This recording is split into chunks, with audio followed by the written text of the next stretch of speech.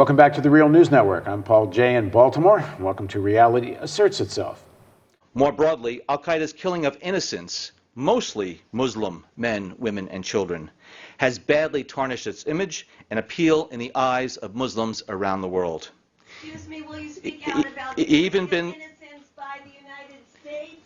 What about the hundreds of innocent people we are killing with our drone strikes in Pakistan and in Yemen and Somalia? I speak out on behalf of those innocent victims. They deserve an apology from you, Mr. Brennan. Well, how many people are you willing to sacrifice? Why are you lying to the American people and not saying how many innocents have been killed?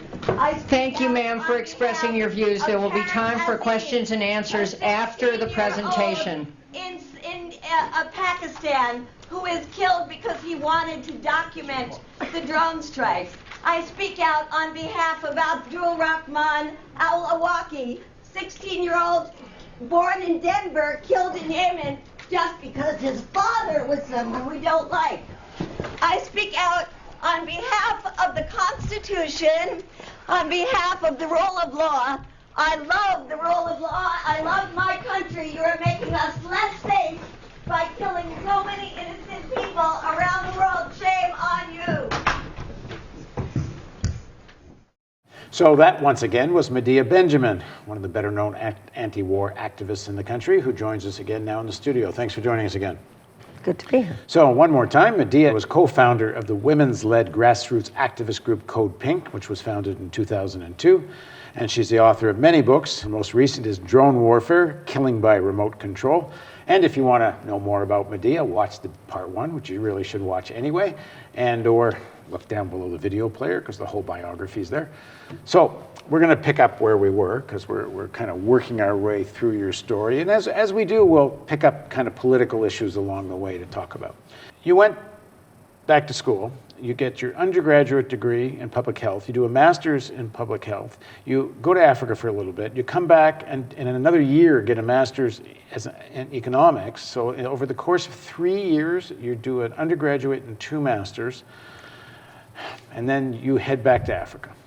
Yes, and one of my first jobs was working in poor, very poor areas in Mozambique.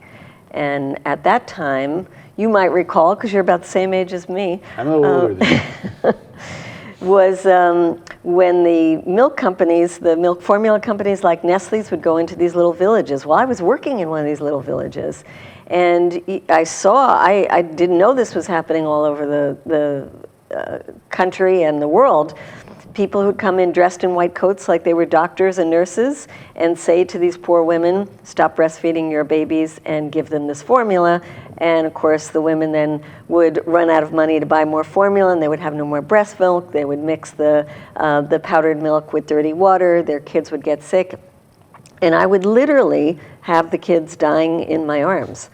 And I just couldn't believe that this was happening and started to go to the stores where they were selling the milk and telling the women not to buy it, trying to convince the store owners not to carry it. And the more I got involved, the more I realized how tangled and complicated this was, and that this was a corporate strategy of big multinationals. And I ended up going to an international conference on nutrition that was sponsored by Nestle, and doing my first international solo protest to get up there and say, Nestle kills babies. I didn't realize, though, it was in Brazil under a dictatorship, and that I would be whisked away into a secret prison. So that was my first experience at For how long were you in prison? Well, I wasn't there for long, thank goodness, because I had friends in the U.S. Embassy who saw what happened, saw me being taken away, and found me and had me deported from the country instead. So how did the Nestle's boycott, which becomes a big global campaign, are you in on this, kicking this off? Well, not at all. Little did I realize when I got deported back to the U.S. That there was a campaign in full swing. And I got to meet the people in UNICEF who are part of this campaign, and I look back now and say, if only we had internet, I could have figured it all out from early on, that there was a campaign I could have plugged into. Here I was, a lone person in a small village in Africa, thinking that I had to take on this company. So I was part of the tail end of the campaign because the companies had already started to agree to come to the table, but I saw how powerful this type of campaign was because it was the first time major multinationals were forced to come up with a code of conduct and to allow monitoring in their inner workings of their companies. And that was a very powerful lesson for me. I mean, it has a resonance with me because I grew up in a house where my mother helped organize the Nestle's boycott in Canada. So this was all part of my culture. So you stuck your neck out, you stood up, and you have your first one-person protest, the beginning of many. Then what? Well, then my next work was in Central America, and I was sent out again to work with poor women in poor villages.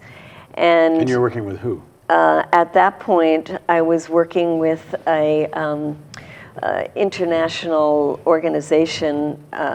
I was working with the Swedish government, and I was sent out to Guatemala.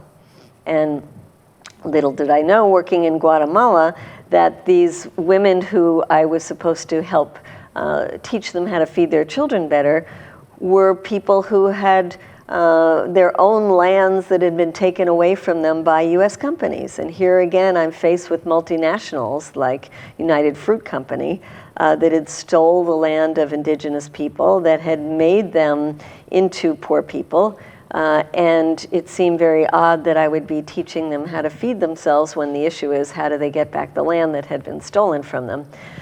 So now, do you get that while you're there? I get that while I'm there, yeah. Because a lot of aid workers don't, or they don't want to go there because their job is to stay within very narrow confines and within the limits of the NGO work. Because you start asking that kind of question, you're asking a systemic question.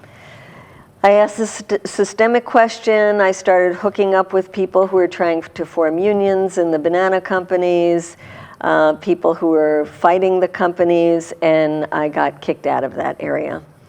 So that was, I guess, number 2 deportation. Not prison this time. Not prison that time, and I was actually just sent away from that area.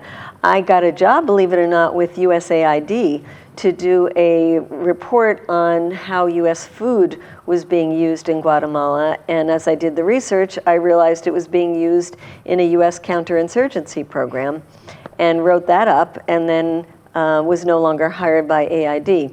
What year were you in? So this is now in the early, about 1978. So I had a hard time keeping a job. Every time I would go into in an area that was a very poor area, I would find these systemic problems and want to deal with them. Now, you spent some time in Cuba. How does that come in around this time? And if so, how do you get there? That came in 1979. I had gone back to work in Africa, and I was so frustrated by what I was seeing about when people would rise up, like in Mozambique, to get their independence, overthrow colonialism. There would be US-funded groups and South African groups that would come in to try to quash any type of real revolution. And I met Cubans along the way. And what I really loved about the Cubans is, one, they were great party people, and I do like to party. They were great dancers, they loved music, they were fun to be around. But they were also great workers, and they had an incredible sense of compassion. I mean, I wanted to be a Peace Corps person, but I didn't want to do it for the US government. And there I saw these Cubans as internationalists. They would come in as doctors and nurses, and they would really get to love and be part of the local community. And they would care about the local people, work hard, and party hard. And I thought, wow, what a cool people these are. And I also, because so much of my work was always with poor kids, I said, there must be some place that doesn't have kids who are malnourished. And they said, go to Cuba. And I said, oh, come on, there's malnourished kids in Cuba. They said, we do not have malnourished kids in Cuba. Go find out for yourself. And I decided to go and find out for myself. And what did you find out for yourself? Well, the only malnourished child I found in my entire 4 years in Cuba was my own child, who was born to myself quite skinny, and her father was very skinny, and they kept telling me she's too thin, and wanted to force feed her. I said, no, that's just her constitution. There were no hungry kids in Cuba because there was a ration system, and the ration system meant that every person in Cuba had enough to feed themselves. So I saw some really positive things in Cuba, like the ration system, like a healthcare system that gave healthcare to everyone. It was during the years when the Soviet Union was economically strong and was giving a lot of money to Cuba, so things were pretty good in Cuba in those days. But I must say it didn't last a long time for me to be very content living in Cuba, because I saw the other side as well. I saw the side that you couldn't form independent organizations, you couldn't speak out very forcefully. You could speak out, everybody complains in Cuba about everything, but when you start really trying to do something about it, you get in trouble. So I got in trouble in Cuba, and I actually got put in jail and deported from Cuba. Everywhere you go. Everywhere I go. I just don't know what it is, Paul. What did you do in Cuba that got you thrown out? Well, I was working, there weren't a lot of places for me to work in Cuba. One of the only things I could do was work as a translator. And so I worked at the newspaper, and there was only one newspaper. It was the Communist Party newspaper, and it was a terrible newspaper. It was a rag. It had no interesting analysis, it was all about what Fidel Castro did every day, and I was translating Fidel Castro's speeches. I must say, he's brilliant. And the fact that anybody could talk for 5 hours without a note and put facts and figures and all kinds of things, I mean, I was just amazed by this guy's brain. But it was very flowery language in Spanish, and when you translate into English, I would tend to cut out the stuff that didn't make a lot of sense in English. And so they would come to me and say, well, this speech was, 5 pages in the Spanish version, but it's only 3 pages in English. What did you do? And I said, well, I cut out the parts that didn't really sound very good in English. Well, what are you doing editing Fidel Castro's speeches? That was the first thing that got me in trouble. Then it just escalated. I would question things. Why are we doing things this way? Why don't we have more interesting stories? Why don't we have other points of view in the newspaper? So I got kicked out of the newspaper. And in Cuba, if you lose your job, you lose your housing. And then one thing after another, I just ended up writing freelance, and the Cuban government got a hold of some of the pieces that I wrote and said that I was counter-revolutionary, because I wrote that the farmers markets that they had created, they were selling things at very high prices. Fidel Castro didn't like it, so he closed down all the markets. And I said that that was the wrong way to deal with it, and that my critique was considered counter-revolutionary, and in the end, I was put on a military escort to a plane and sent out of the country.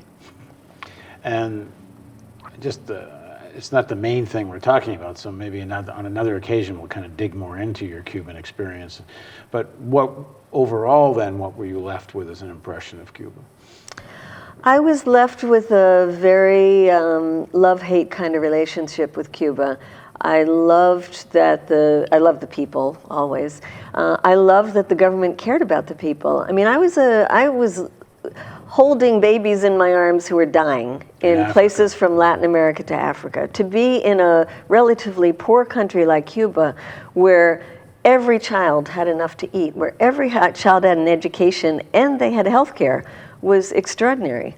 But I felt that even though the blockade was used always as an excuse of why we can't have more free speech, I felt that there should have been more of an open democratic society in Cuba, and that while Fidel Castro was an incredible leader of having made the revolution, that I believe in renewal of leadership constantly, and that that wasn't happening in Cuba. So I think I appreciate the good things, and I feel that people do need the right to free expression. Those are not just sort of extra things that are not important. Those are actually critical, I think, Right. to society's well-being. So now you've been turfed out of 3 places. You've been to jail in 2 of the 3. And you're on the way back, what, to the United States? Yes, I got a job with a place called the Institute for Food and Development Policy, also known as Food First, because I was asked to come and help on a book, writing a book about Cuba's food system. It ended up being a wonderful book. I'd never written very much before, and it was a great experience. I wrote it with the co-founder of Food First, called Joe Collins, and we wrote a book called No Free Lunch, Food and Revolution in Cuba Today. And from there, I started doing a lot more writing, and worked at Food First for about 7 years. Just as a quick note, have you ever tried to go back to Cuba? I was not allowed back in Cuba for a long time, and then I was asked to come back in by a publication called NACLA that wanted to do a piece on Cuba, and I said, I can't go in, and they said, our board member is Cuba's lawyer in the United States, and he can get you in. He did get me in. I wrote what I consider a very fair piece on Cuba, the good and the bad, and after that, I was allowed to go in. In fact, I started organizing big delegations to go to Cuba, openly defying the embargo. And one time met with Fidel Castro on one of those trips. He would like to meet with those groups. And he took me aside and he said, I know what happened to you. And the revolution commits many mistakes. And the way you were treated was one of those mistakes. I think I'm one of the few people that ever got an apology from Fidel Castro. Very good. So then comes Global Exchange? When I worked at Food First, I really enjoyed the writing, but as I would get into the issues, I'd want to do something, not just say, okay, now let's write another book. And I wrote a book about Honduras, and I found that the U.S. was getting involved, creating death squads in Honduras, and shouldn't we be doing something about it? And the founder said, no, that's not our job. We're really an educational organization. And so I decided I wanted to create an organization that did more activism, and that's how we created Global Exchange. This is in San Francisco? In San Francisco, yeah. And its mission was? Its mission was to educate people about U.S. policy around the world and what we could do to make that policy more aligned with our values. And a lot of that had to do with taking delegations to places. That's right. We realized that people needed to get out of their U.S.-only perspective and see the rest of the world. So we created what we called reality tours and took people to see things from the perspective of peasants and union organizers, and go into the coffee plantations and see what conditions were like. Because you drink this coffee every day, you should know who's growing it and how they're being paid or not being paid. And we would take people to get other perspectives on U.S. policies. So we started traveling all over the Caribbean, Latin America, started taking groups to Asia, to Africa, and that was a big part of Global Exchange. The other part of it was that we brought the fair trade label that had been developed in Europe, it hadn't come to the United States, to the US. So the labels that you'd see on coffee and tea and chocolate, we helped get that started in the US. And campaigns about garment workers and shoe manufacturers in different places, which one stands out in your mind? Well, the most fun that we had was the Nike campaign. That was really great because it was, I think, when Nike had really reached the point where people started paying things like $150 for a pair of shoes because of the brand name. And so I went to Indonesia. Actually, I went to Indonesia because it was part of our work around U.S. policy, and it was during the days of Suharto, where U.S. was supporting a dictatorship. Learning about Nike was a totally separate thing. It just happened that during that trip, the union people said, "Do you know what your companies are doing?" and took us to meet with workers who were making these shoes. That's how we came back and said, we got to do something about that. And we brought workers from Indonesia to the US. And it was some of the most spectacular work that we've done, because we would take them to Nike headquarters and try to get a meeting with the CEO. And they would treat us like we were a bunch of terrorists. Here we were, like all 5-foot tall women trying to literally walk up into their campus to get a meeting. Or we'd take them to the Nike, where they sell the shoes, and try to bring the worker in with press to try on a pair of shoes. And Nike would go crazy, you know, the worker can't go in and try on shoes. And she would say that it would take her 3 months to ever be able to afford a pair of sneakers. And in making hundreds of them every day, she had never had a chance to actually try on a pair. And we got that onto national television, a worker for the first time in her life putting on a pair of sneakers. And it really had a huge impact. Did it change anything about the way Nike did business? Yes, so we forced Nike to start opening up its factories to outside monitors. We forced them to change the way the workers were treated. I would say we got rid of the worst of the abuses. The physical conditions of the workers' quarters were better. There was now, started to pay them overtime. We forced them to stop using some of the toxic chemicals, like the glues that were being used. So I think we had a tremendous impact. They still tend to want to use low-paid workers in places that don't have the right to organize, but at least some of those worst abuses have been made better.